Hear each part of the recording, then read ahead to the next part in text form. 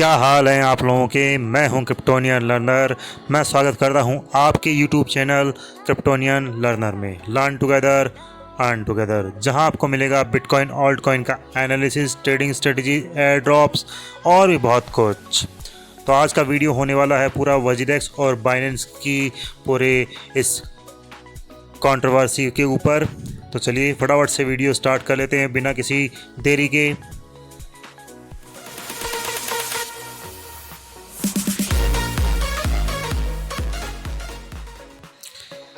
Hello guys, बहुत ज़्यादा अभी कंट्रोवर्सी चल रही है और कंट्रोवर्सी क्या, बहुत बड़ा एक इशू क्रिएट हो चुका है जहां पर हम बात करेंगे एनफोर्समेंट डायरेक्टरेट की, यानी कि ईडी की, जिन्होंने एक ट्वीट करके ही बता दिया था कि क्या क्या होने वाला है, क्या क्या नहीं होने वाला है।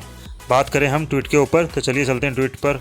तो यहाँ पर देख सकते हैं कि ईडी ने जो वजीरेक्स एक्सचेंज है, क्रिप्टो एक्सचेंज है, उसके ऊपर कई एक्यूजेशन लगाए हैं जिसमें 64 करोड़ डॉलर की 64 करोड़ रुपए उनके जो बैंक अकाउंट में थे या जो भी थे बैंक अकाउंट उनके फ्रीज कर दिए जा चुके हैं, क्योंकि वो एक, ये मानिए कि instant loan app companies in laundering of fraud money via purchase and transfer of virtual crypto asset, यानी कि वो सपोर्ट कर रहे थे, असिस्ट कर रहे थे अक्यूज इंस्टेंट जो चाइनीज़ ऐप्स हैं जो आपको लोन प्रोवाइड करती है 5 से 50,000, 10,000, 12,000, 50,000 का, और आपसे वो आगे जाके वो फ्रॉड कर लेती है। आपसे एक्सटेंशन के रूप में वो पैसा लेती हैं, आपको 5,000 रुपये वो पैसे तो दे देती हैं, 5 या 10,000 रुपये जितने आप मांगते हैं, लेकिन फिर वो ये मानिए कि 10 गुना 12 गुना आप पे इंटरेस्ट रेट लगाकर चार्ज करके फिर आपसे वो एक्सटेंशन करती है उन्हीं पैसों को।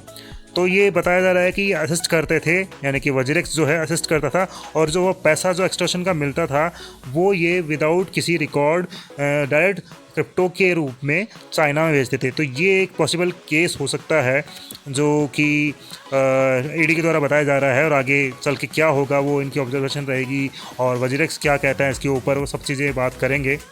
तो चलिए आगे बात करते हैं इसके अलावा। तो इन्हीं सब कंट्रोवर्सी और इन्हीं सब चीज़ों को लेते हुए जो ईडी है उन्होंने एक प्रेस रिलीज़ की है।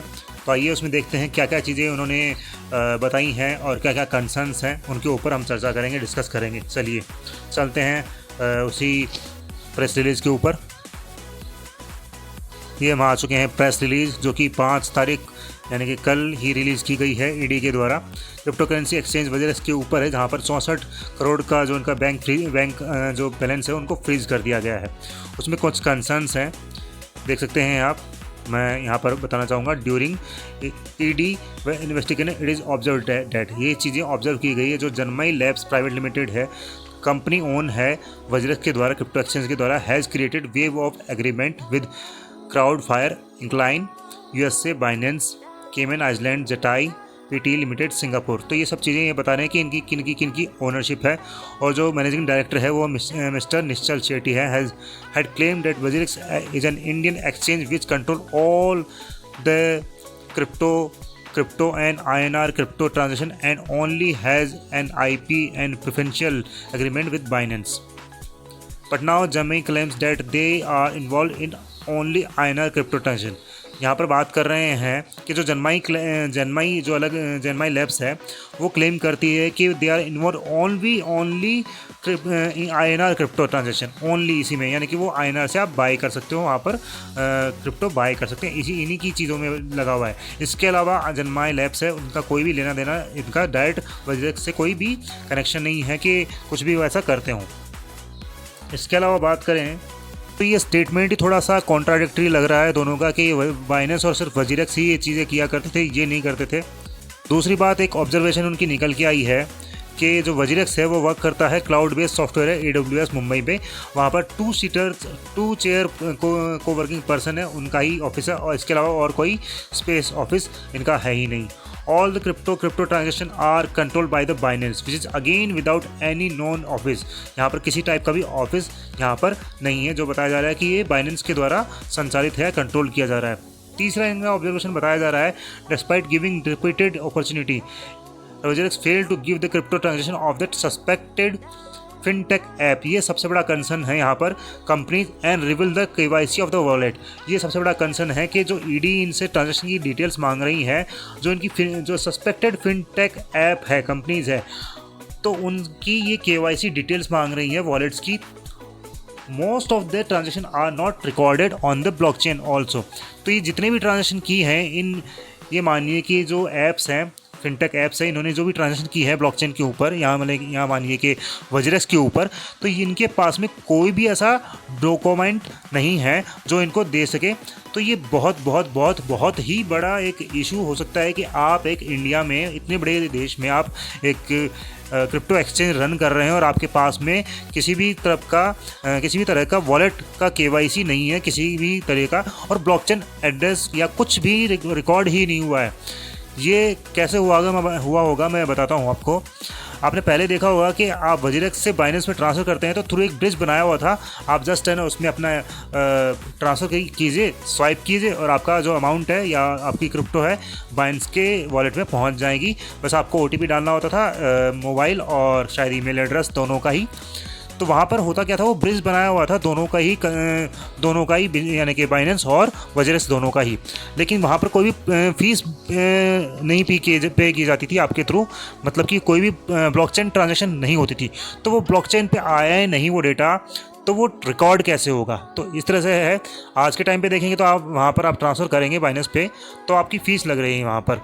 तो अभी जो है, अभी तो खैर ब्लॉकचेन पे है, लेकिन पहले ये विदाउट ब्लॉकचेन ब्रिज काम कर रहा था, इसलिए शायद इनके पास में ये डेटा अवेलेबल नहीं है, जो कि इन्हें देना बहुत ही ज़्यादा ज़रूरी है। नहीं तो ये मानिए कि ईडी बहुत ज़्यादा इन पे शिकंजा अपना कर सकती है और इसमें दिक्कत आएगी हम जैसे लोगों को, हमारे जैसे इंडियन कम्युनिटी को, जो क्रिप्टो में लोग नए आए हैं और जो इंडियन एक्सचेंज में ही ज़्यादातर ट्रेड करते हैं, उन लोगों के साथ में और भी ज़्यादा दिक्कत आएगी।